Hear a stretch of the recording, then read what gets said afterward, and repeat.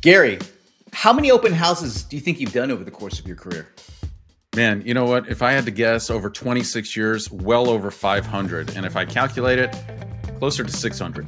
Dude, you look pretty good for doing well over 500 open houses over the course of your career. Now, let me ask you, because I hear this all the time, because people will say, aren't open houses a waste of time as a listing agent? Oh man, I hear this all the time. But everybody might think that open houses are a waste of time.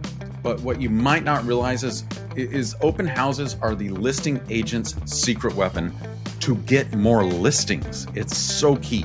Well, let's use your experience, Garry, in doing well over 500 open houses to share with everybody pretty much a complete strategy on how to turn open houses into listing lead machines. Let's dig in. But before we do, go ahead and like this video and subscribe to our channel. Welcome to the Chris and Garry Show. My name is Garry Kreth, and I am joined here by my partner in crime, Chris Scott, and we are here to talk about all things real estate. Since we've been in the industry collectively for well over 50 years, you get the benefit from our mistakes and what we've learned. Now, we release new episodes every single Thursday, so be sure to like this video, subscribe to the channel so that you will know every single time that a new episode comes out. And if you're really enjoying our conversation and want to learn more, get tips and tools, head over to thepaperlessagent.com or follow us on Instagram at thepaperlessagent. With that, Chris, let's dig into open houses. Before we jump into talking about open houses, I wanted to dispel a little bit of a myth because sometimes whenever I've mentioned the word open house, I see people go, ugh, isn't that a waste of time? No one ever comes through. Those people are just looky-loos anyway. So maybe we could talk about some of the benefits of why you think it's important enough to do open houses. Chris, I totally agree. I mean, every time we talk about open houses, real estate agents, their eyes glaze over. They're like, I don't want to waste my Sunday sitting at an open house where people come through and nobody gives me their contact information. Nobody ever buys or sells or lists with me. And they just want to see the house and then leave as fast as they can. I'm like, yeah, it's probably because you're doing things wrong. Now, benefits, like you talk about, benefits of an open house. Number one is branding. You can get enormous branding opportunity for a neighborhood or a certain price point based on a truly powerful open house strategy. You build your reputation there. You also get to market yourself to other homeowners in the neighborhood who might be interested in buying or selling real estate. And you get to interact with other buyers and sellers. One thing that you always talk about is, aren't all these people who come through an open house just buyers kicking tires?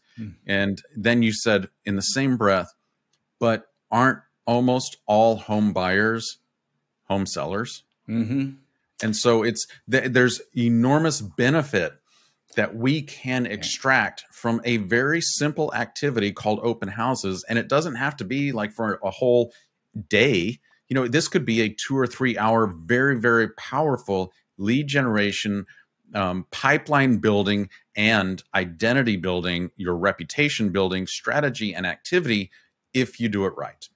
I think the biggest mistake or mistakes that people make when it comes to open houses is, one, they don't promote it properly, right? They're not doing the promotional efforts that are necessary to get lots of people in there. And it really doesn't. Hold on. So I can't just put out a couple of directional signs and I'm good? No, you just can't market in the MLS as open house. You need to actually market that thing. And so I see that the biggest mistake is people don't market their open house. The second thing is, they're not saying the right things at the open house, because the fact of the matter is those people who you're interacting with, those are future customers. Now, here's the thing. We tend to think in 30 to 60 day cycles in real estate. It's like, are you ready to buy or sell right now? You know, somebody who wants to buy or sell 4 to 6 months from now, that's so far in the future. I'm not going to think about that. But the fact of the matter is many people coming to the open house, they're not just looking to kill Saturday. They're not looking to kill time on a Sunday. They're there because they have an interest. Now, the interest may not be, I want to buy a home right now. The interest might be, I live in the neighborhood.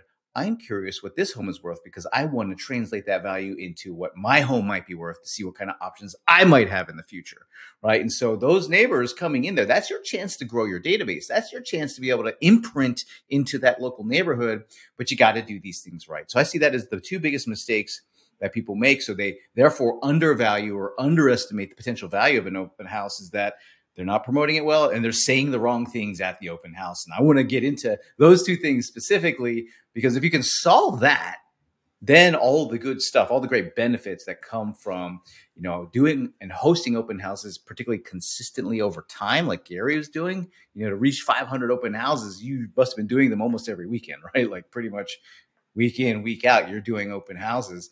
And so let's get into that. The first step, though, before we get into promoting and what you should say at there to be able to, create an opportunity from them is, how do we acquire them? Because one of the first, you have to have a house to hold open first, right? And many people might say, I don't have a listing. What am I going to do? What am I going to do? Let's talk about that. I think a lot of real estate agents and brokers listening to this right now may come to this objection of, but I don't have any listings to host open right now. And I see pervasive in our real estate industry is that we will create these roadblocks in our own mind and feel like we can't get around these roadblocks, so we have to turn around. But my question is, have you actually done everything you can in order to acquire a house to host open?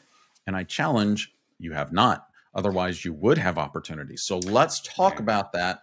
Like, how do you select, how do you get an open house? Number one is, I think it's very important for you to understand where do you want your target market to be focused? In other words, we've done an episode recently, a few weeks ago, talking about how do you make more money in real estate? And one of those ways is to increase your average sales price. One of the ways to increase your average sales price is to select a neighborhood, an area, a geographic farm that actually has homes in the average sales price that you want to acquire and obtain. So number one, be very strategic about where you're doing that. By the way, another thing I would highly recommend is make sure that they're homes that you want to sit in and that you're comfortable in and that you enjoy selling. Like, this is something that we need to select and be selective about. What do you enjoy? Well, Garry, hold on a second. You said a few things there that in the opening of this that I think are very powerful that we need to address, because someone might be sitting there saying, well, my neighborhood, they don't let us put open house signs out. So I can't do that. And, I think one of the things that happens in real estate and really every career, so this is everybody, is sometimes we encounter an obstacle, and instead of like persevering and being persistent and like working through with resolve to overcome those challenges, it's too easy to give up. And I think that's one of the marks of the professional. And the mark of a professional who's going to be successful in the future, now and in the future, is someone who can have that persistence, knowing that they're going to see things through to the end. Because you can't just do one open house. Like, if you just did one open house and expect magic to happen, that may not be what takes place for you. You have to do it. And that's a great point. It's like, don't get into this. And don't start an open house strategy thinking that it's a one and done thing. And if you don't get a buyer to sign at your first open house with you, don't think it's a failure. This is a long game. This is not a, hey, I'm going to do this very, very quickly and I'm going to get rich. That is not a get rich quick scheme. Open house strategies is a get rich long scheme. Well, if you think about it, what you're actually trying to accomplish through that open house and by doing them consistently over time is that, well, one is you want to have an active presence in those neighborhoods that you want to, basically farm and start to acquire market share in those neighborhoods. You got to be an active presence in there pretty regularly. So having an open house and having an effective signage strategy, which we'll talk about when we talk about the promotion, but having that brands you in that neighborhood as the go-to person, as the expert person to work with. Now, that's just one benefit. Another benefit is you get to interact with people who are thinking of moving or thinking of assessing values. They're not there just to waste time. They're there for a purpose, whether it fits within our timeline or not. The fact is we're interacting with the market at that point. And the best thing that happens when you interact with the market is you get to build a database of future buyers and sellers. Now, those people may be looking to buy and sell more than 30 days from now, might be 4 months from now, 6 months from now, heck, 8 months from now. But this is your chance to intersect with them, to add them to your database, to add them to your contacts and connections, build trust with them so that you'll be the person that they work with. Now, another benefit is you will from time to time also get immediate business from it as well. There is often times, because if you're saying the right things, you're going to find those opportunities. And if we don't take the time, or if we don't persist, let's say, work through the issues, then we don't get to experience those benefits. For someone who might say, oh, you mentioned that you have an open house sign strategy. The neighborhood I want to work in doesn't allow us to do that. Well, maybe you need to choose another neighborhood, right? Like that might, if you're serious about doing it, then don't let that be the obstacle. You might have to find another neighborhood. Or we were talking about open houses recently, and a group of owners, right, got together and they actually appealed to the HOA and they turned that rule over so that they could do open houses and have open house signs in those neighborhoods. So don't just stop at I can't do this. And don't let this primary one stop you ever. And that is, well, I don't have any listings right now, or I don't have any listings that I want to host open. Here's what you do. You find the homes in the neighborhood where you want to host open. You make sure that you build your reputation and your relationship with those listing agents. And then you ask them if you can host their listings open as long as you give them something in return. So this has to be a fair exchange.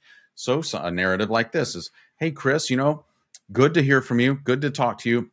I previewed your house down the road on Main Street. Absolutely love that home. By the way, I had a question. I'm curious if you and your sellers would be interested in allowing me to host that open in 2 weeks. And here's why.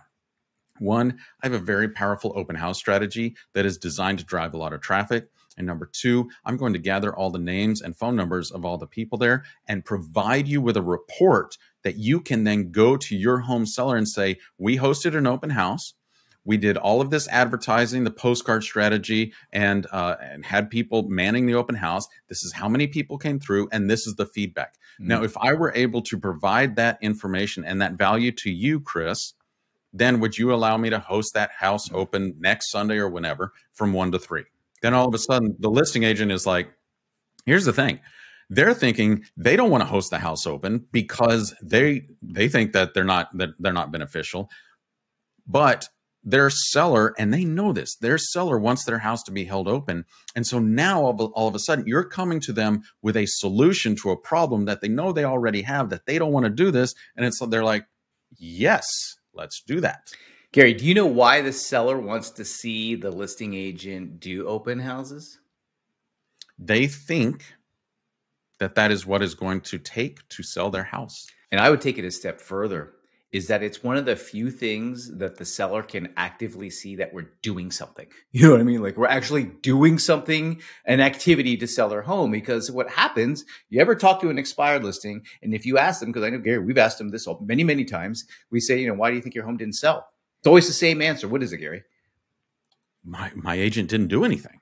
Now, the truth is their agent did do stuff, but they didn't see them doing it. Well, maybe they didn't. I don't know. Maybe they didn't do anything. But, let's say oftentimes that we might be doing something, but they didn't see us doing it. And the fact of the matter is, unless we're really articulating all the things that take place, it may be that the open house is the only visible activity that we see that they may see us doing. And so that is actually a good thing for the listing agent, because then that's helping them serve the client better, even though the listing agent knows that won't sell the home in and of itself, right? But it's satisfying the seller, which is a very key aspect, because you could take that feedback and you could take those traffic reports, and the seller can then use that information to help influence and guide that seller in the right direction. Yeah. So this is how you can overcome this. Now, I do want to add a bit of caution here. Okay. And here's why. I was recently speaking with a real estate agent, and they asked me this question. Oh, man, I want to do this open house strategy. Do I need to get permission from the listing agent to host it open? I think you said that was trespassing, right? If they don't. I'm pretty sure that's called breaking and entering if you don't. Okay, so let's get permission let's make from the sure we're not agent breaking any laws here. From the seller. Yes. You need permission from the listing that agent. person was very excited about the idea of doing it. They're like, I don't care. Nothing's getting in my way. I'm just going to bust that door open and hold it open. Wait. The cops are coming. Just have a rapid exit strategy there with a really fast driver. Now, Chris, let's talk about preparing for that open house, because this is really where a lot of your marketing knowledge and expertise comes into play, because the preparation, this is where the biggest mistakes can happen. Well, I also think that, even before you start thinking about it from a marketing standpoint, is Gary, you talk a lot about making sure you preview that home, making sure you have Well, market okay. knowledge about that home. Oh my Right? goodness. You don't want to walk into a house and it be your first time to host an open house and you walk in, you're like, This isn't what I thought it was going whoa, to be. this is not what I expected it to be. You know, there was a movie, I think it was called American Pie or something like that, where the realtor was hosting an open house and spent like 4 hours on her hands and knees, like scrubbing and cleaning. Why? She didn't prepare, she didn't preview the home To see what before she condition hosted it open. And she showed up and she's like, oh my gosh, what a dump, right? Yes. No, we need to preview it. We need to have knowledge about it. Here's what I would even go further, Chris. Preview the other homes in the neighborhood that are currently for sale. Here's why. You want to be prepared when home buyers walk through the house and they're touring your open house, that you have specific knowledge of all of the other homes in the neighborhood that are available, because likely, statistically speaking, the house that you're hosting open is not going to be right for any of these home buyers. And in fact, on average, home buyers are looking at houses that cost 25% more than what they can actually afford. So doesn't it behoove you to have knowledge about homes that they might be able to afford in the same geographic area? Also, it just adds to the identity of you being the local market master. You have the expertise, the experience, and the knowledge in that area that you can share that with people. And what that does is it differentiates you from everybody else, builds your level of trust with these people, hence getting you a much better opportunity at representing them and buying a house. We talked about one of the mistakes that people make at open houses is they're saying the wrong things at the open house. Well, let's assume you have market knowledge and you've previewed the other homes. Well, you could say something like this. You could say, have you seen the home on such and such place? They may actually know what you're talking about. Or you could say, have you seen any other homes in the neighborhood? They might say, oh, yeah, we looked it over, this one over here. Oh, yeah, the one with the XYZ kitchen in it. Yeah. Well, let's talk a little bit about the differences. They're like, whoa, this person knows their stuff, right? Especially when you start comparing and contrasting the homes because they're mentally doing the same thing. Now that person says, this person really understands this neighborhood. They really understand the values here.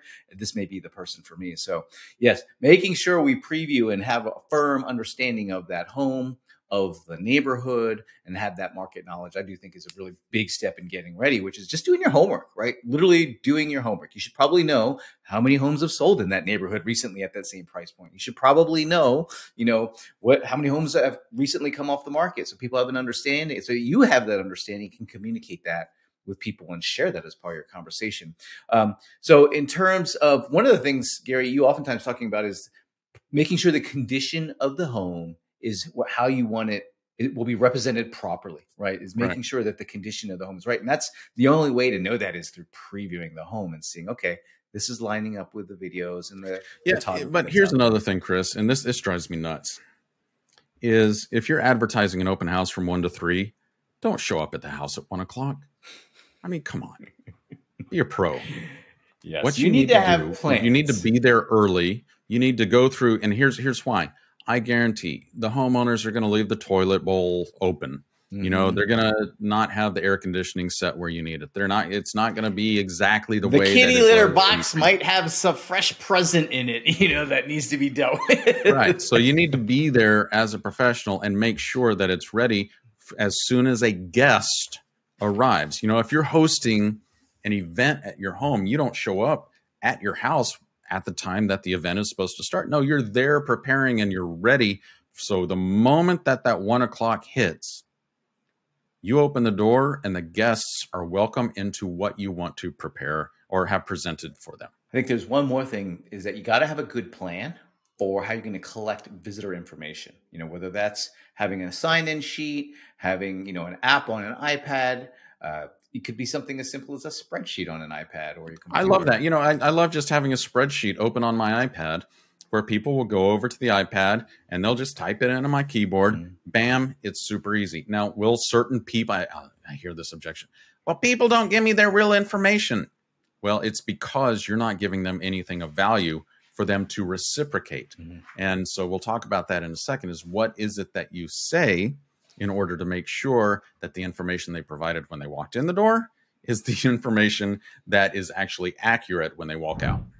Now let's talk about promoting your open house, because that's a big part of the success and the outcome is how well you've promoted it to get people to show up. Now, part of the things is that I would say is selection is also part of promotion. So let's say there's been a home that's been on the market for 3 months already. Most of the people probably already seen that home. So you might want to It's look for some probably not going to benefit you to host that open because people will be like, oh yeah, we've already seen that one. And so then you may nobody shows up. Because if they've already seen it, there's no reason now to go see it again. So you want to pick something that's a little bit on the newer side that people haven't had a chance, maybe they haven't been aware of it yet, so that when you actively promote it, it's the first time they're seeing it. Okay. Exactly. The reason why we want to promote this open house is not just to drive buyers. It is actually to communicate into that local neighborhood that you are in fact a person who helps people buy and sell real estate in their neighborhood, right? You got to be, you're showing up as that go-to professional. It's like, oh, whenever we sell our house, this is who we're hiring. Yeah.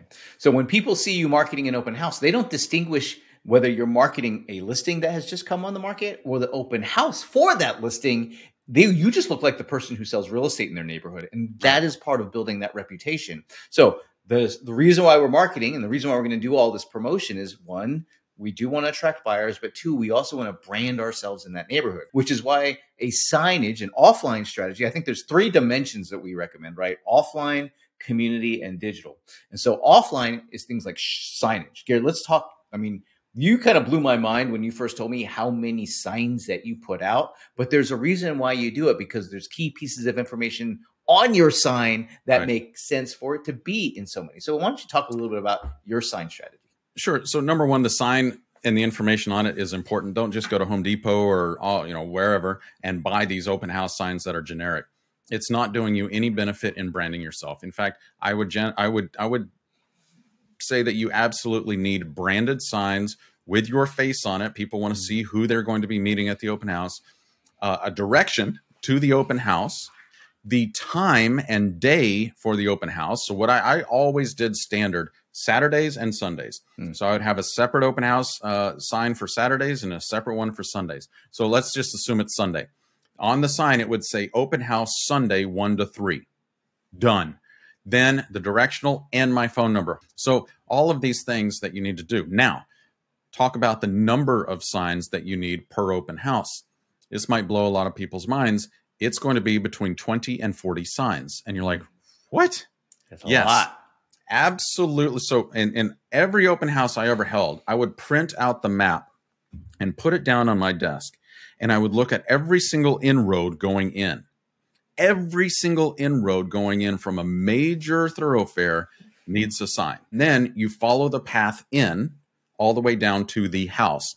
And it's even important to have an open house sign in front of the house pointing at the house. Okay. So that's why I say between 20 and 40. You may have 2 inroads. You may have 8 inroads off of major thoroughfares into this neighborhood leading to the house. You need signage absolutely everywhere. Now, when to put the signs out and what to have on them. Number one, you absolutely must have something of movement on these signs. I always use balloons. And by the way, you can get away with 1 balloon per sign. It just needs movement to grab the person's eye to go, oh, what is that? Oh, what is that? Okay. Now they know. Next, when to place the signs.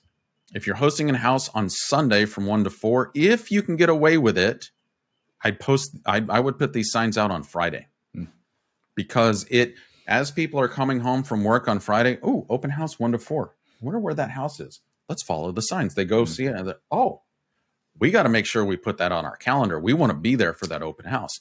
So, then you get these weekend warriors coming out on the weekends, seeing your open house that maybe they haven't even left their house since Friday, but they know that the house is open on Sunday. Plus, I like to dress up and look nice at my open house. In August in Austin, I do not want to be out on Sunday morning posting 40 open house signs because I'm going to be dripping by the time I get there. So it's all about how do I get that branding in front of people as often for as long as possible every single weekend, and signage is absolutely critical.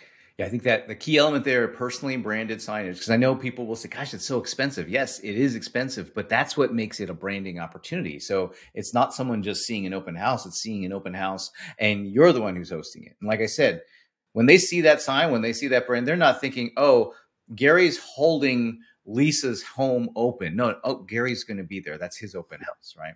So that's part of the branding benefit that you're going to get. The signage strategy, very, very important. Now let's talk about, we said that there's 3 dimensions of promotion. You've got the offline dimension, which is the signage. We've got the community dimension. And this is something where I'm going to use a word, and I don't want to turn anybody off, but we're going to use a tool called door knocking, but not in the way that you think, right? You're not door knocking for dollars. We're actually going to do something very different, but we're using the open house as the opportunity, and then we'll get into the digital dimension. Yeah, so I often combine door knocking with a postcard strategy.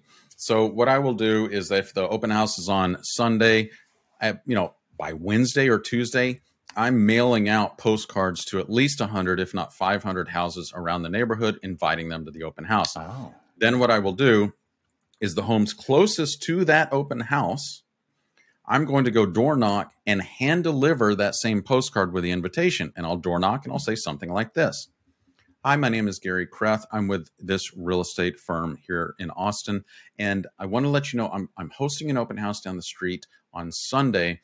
And I wanted to invite you and your family over for whatever.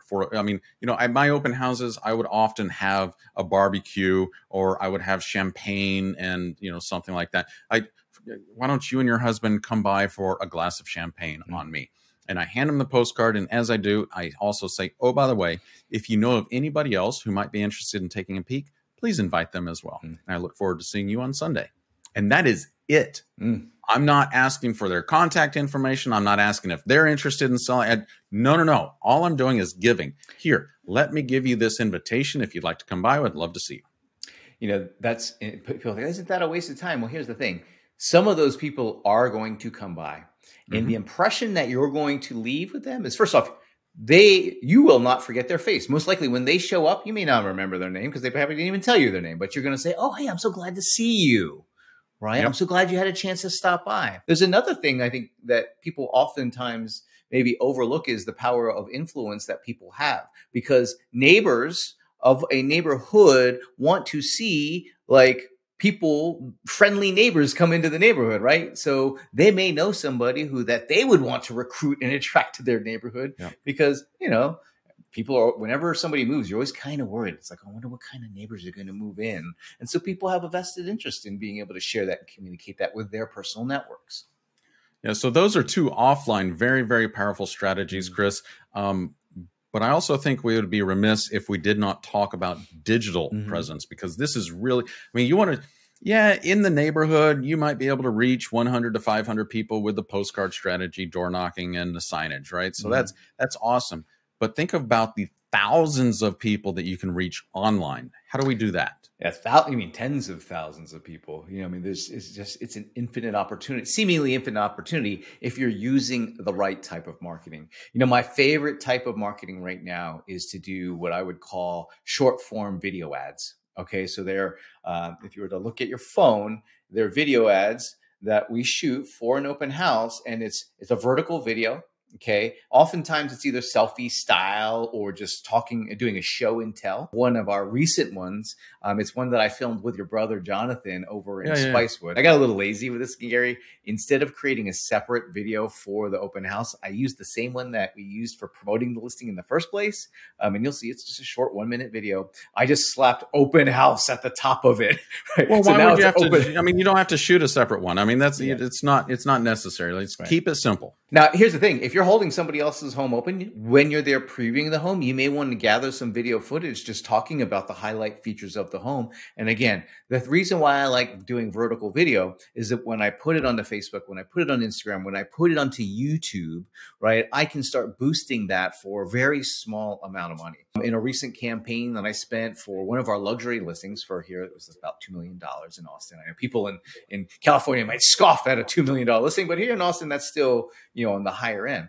And so we have this home for Spicewood at that price point. I spent maybe $100, a little bit more, maybe 125, literally got in front of, 7,000 people watched the video for at least 30 seconds. Because you only pay for YouTube ads, for example. Somebody watches the video for 30 seconds and you'll see lots of people clicking on this and lots of engagement from it. And so, using the right type of marketing content allows you to lower your cost of advertising significantly. And that's why I like using short form video for marketing. Now, is that the only thing that I do? No, I still run typical ads, images, other videos of the home that are not necessarily featuring us talking about the home, but just traditional promoting of it. But if you want to lower your cost of advertising and you want to get yourself, if you want to get you and that home in front of lots of people, I highly, highly recommend short form video.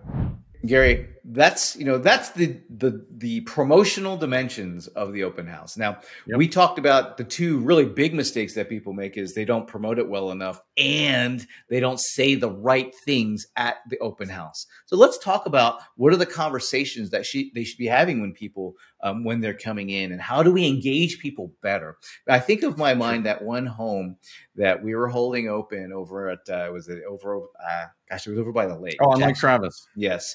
And we were there, beautiful home, or homes, I guess. I mean, it was a really big compound type like home. 7,000 or 8,000 square foot. It was big. So you had a partner agent there working with you, and you noticed that they would, people would come in and they would interact and then go away, and they would be a very short interaction. And so like, I know that person you said wasn't saying the right stuff. Tell that story. And then what should we do? Yeah. So it's a large house. And so I had one of my agents in my brokerage come with me. I said, you man the downstairs, I'll man the upstairs. It was an upside down house. And I'll see them as they come in. I'll direct them down to you for the tour downstairs. And, let's collect as much information from them as possible and offer our value. She said, okay. Well, she had a very short conversation with this one couple. And I thought, well, that was kind of strange. So I went up to her and I asked her afterwards. I said, how'd the conversation go with them? She goes, oh, they just live in the neighborhood. They're just interested in this house. And I said, did you ask them how they heard about it? No. Did you ask them why they came to the open house? No, they just said that they live in the neighborhood and they just wanted to see the house. And so I said, well, enjoy, grab a bottle of water and a glass of champagne and have a good time. I was like, oh man, okay. So I went upstairs and these folks were upstairs and they were touring around. I said, hi, I'm Garry. I'm the listing agent here. Thanks for talking to my co-agent downstairs. Do you mind if I ask you a question? And they said, sure. I said, I'm always curious as to how people learn about the open houses that I host. Do you mind if I ask how you learned about this open house? And they said, oh, we received your postcard and the invitation in the mail. And they said, do you need to see it? Here it is. Like they felt it was like a ticket to get into the house. I was like, no, that's great. I'm just always Club curious. Garry. And I could have stopped there and said, okay, no, that's great. Thank you so much. Enjoy. No, instead I said, that's fantastic. So do you mind if I ask, are you guys looking at changing homes on the same street? Is that why you're here? And they said, oh, no. We're very, very happy where we are. And I could have said, okay, well, thanks. And that could have been it.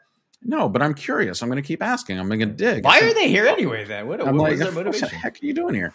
Just wasting your time on a Sunday? I don't think so. Maybe just like Veuve Clicquot. I don't know. And so I said, oh, that's fantastic. Love that you love your own house. I love this neighborhood. Do you mind if I ask why you decided to attend the open house today? And they said, oh, yeah, sure. We have friends in Houston who came to visit us last weekend. They love the area so much that they're looking for a second home. We think this might actually be a fit for them. Could have lost that entire conversation, the entire opportunity, just by letting them go and not digging and asking. Yeah. So instead, I'm like, that's great. By the way, can I get your contact information? I'm going to send you directly all of the information about this house, my personal contact information. So the next time your friends come in town, if they want to come by here, we can schedule an appointment. How does that sound? They're like, that's great. Completely different conversation than, oh, do you mind if I ask, are you looking at making a move? No, we're not. Okay, have a good day. It's like, no. So we need to know what to say during. And so here, Chris, there's for me, in a typical open house, there are two different interactions that we will have with somebody. That's when they're coming in and when they're leaving. And the things that we say during those two interactions actually will create in our own mind an assessment of, was this a powerful and productive open house, or was this a waste of my freaking time? And I think this is where most people say it was a waste of my freaking time, and it's because we didn't ask the right questions. So let's dig into this. Yeah. So so this is for talking to people as they come in, right? Like, let's get into that, because that is so important to setting up the second conversation when they're leaving. Absolutely. So And by the way, I will preface this that I don't host open houses any longer in my career. There are agents that we have who do that for us. However, I am addicted to real estate, and on weekends, my wife and I will go to the open houses in our neighborhood and surrounding areas because I want to see the houses and I want to see what agents have to say. Mm-hmm. Most commonly, this is what happens. I walk in, they say, "Hi, take a look around. Here's a flyer. My name is whatever. Let me know if you have any questions." Okay. We walk around. They don't bother us. We're walking out and they said, "What did you think?" I said, "It's a very nice house. Very nice house. Thank you." And they're like, "Okay, have a great weekend." And I'm a salesperson. And so I'm waiting for them to try and sell me something. They don't. It's like, well, aren't you going to ask me any questions? You're just standing in the doorway. Is that it? All right. So instead, a more powerful thing to do perhaps could be this. People walking. One of the biggest complaints is I can't get people to sign in. I'm like, well, because you're not requiring them to. Mm-hmm. And so instead, as they walk in, say, "Hi, welcome. My name is Gary. I'm the listing agent here. I'm the host today. If you have any questions, I'm here for you. By the way, my home seller has requested that everybody sign in for security purposes. If you don't mind, I have an iPad there. You just enter a few pieces of information, grab a flyer, take a walk around, tour. I'm here for any questions that you might have." And they're like, "Okay." So I let them go. Let them, because I don't want to harass them. You don't follow them around, right? You don't follow them around. No. My harassment comes later. So no, you let them go, but you need to make sure that they sign in. Now, a lot of people will say, "But they put in the wrong information." I'm like, who freaking cares? Here's why. A certain percentage of people will, and particularly the ones not everybody. In fact, most people will actually put in their own information because it's more difficult making something up than actually saying, "Oh, this is my information." Especially if you're kind of standing there. "Hey, Mickey Mouse at Disney.com." Right? That's weird. So this is where the magic happens. As they are coming back out, I will stand directly in their path and I will say, "So, what did you think about the home?" You know what they always say? "Oh, it's nice. It's not for us." I say, "Hey, I totally get it. This house is not going to be for everybody. However, I did want to let you know that I took the liberty of pulling up every single house on the market in the neighborhood over on my computer. Do you mind if I ask, what about this house was not right for you?" Then all of a sudden they're like, "That's interesting. Okay." And then they will share with me. I say, "Oh, why don't you go over to my computer? Just see if any of those houses fit your criteria." And here's why. Because more than likely, another house in this neighborhood will fit the criteria that you're looking for. And I'm happy to go open that door for you as soon as my open house is completed today. So please take a look. Just let me know what you think. And then as they're looking, they're like, "Oh, this is interesting." And I go over and I said, "Well, do any of these homes fit your criteria better?" Some of them will say no. I said, "Okay, well, do you mind if I ask what you're looking for? Because I have extensive knowledge of every house in this area, and I might know of a house that might fit your criteria." That's when you pull out your notepad and you're ready to write. And you write down everything and say, "You know what? If you don't mind, I'm going to do some research tonight after this open house. What is the best email address for me to send that research to?" That is how you get their real contact information. Okay. So you're really engaging them. Like when you're having that conversation, this is true engagement. Like you're getting in there, you have basically being curious and asking them questions to get them to open up about what they're looking for, and them telling you what they're either not looking for or are looking for is giving you the ability to make new offers, to be able to follow up, get their contact information. It's just about asking questions, clarify. One thing I forgot is during that conversation, when they are coming in, always have something of value to offer them, whether it's, a cold beer or champagne or a bottle of water or a cookie, whatever it may be, have an item of value as well as the flyer. And then also on their way out, you can also say, "Oh, by the way, here's my most recent blog article about whatever it might be. Take a read, and I'll go ahead and add you to my list so you can start receiving this on a monthly basis." That's how you add them to your list. So then So that's what you say during the event. Then what do you do after? You don't just trash their contact information. No, what we're going to do is something really, really powerful. And you can do this a couple of different ways. But sending a thank you for attending the open house. One of the most powerful ways to do this is handwritten notes. So if you have 50 groups come through your open house, or 2 groups, doesn't matter. Sit down at your desk that next week and handwrite thank you notes to everybody who attended your open house and mail it to them. Or if you prefer, email it or text. It doesn't matter. Just make sure that you have that follow-up. One thing I have done in the past that is extremely helpful is that, you remember, Chris, I would send a postcard to everybody, like the closest 100 to 500 people. Mm-hmm. Well, I know who attended the open house because I asked them who they were. And for the people who did not attend the open house, you know what you can do is you can send a follow-up postcard saying, hi, I'm sorry we missed you at our open house event. Mm. I did want to let you know that at any time you would like to take a look at your neighbor's home, please let me know, and I'm happy to schedule a private tour. So, man, talk about branding and identity. That's just a huge follow-up offer of help. Yeah, I think that not offering value is a big mistake because, if you get into that promotional mindset and you're thinking about sell, as opposed to what can I give people? What experience can I provide with people that will leave a meaningful mark in their memory? So saying more powerful things, offering value while you're there, following up and just providing like that courtesy follow-up. Hey, and here's some additional information. I thought of this. You had this question, so I wanted to give you this.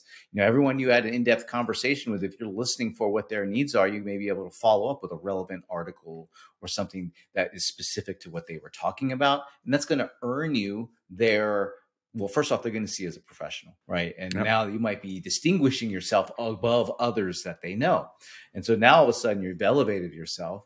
And by giving and giving and giving, you build affinity. People like people who give them stuff. It's kind of it's a universal law. When you give stuff, it's called the law of reciprocation, right? When you give, there's an imbalance in the world. People have to give back to right that all of a balance. Sudden they feel I have to obligate back to Garry. How do I do that? And it may be something as simple as I'm just going to reply to his messages because he's been so courteous. He's been so nice and giving me so many things.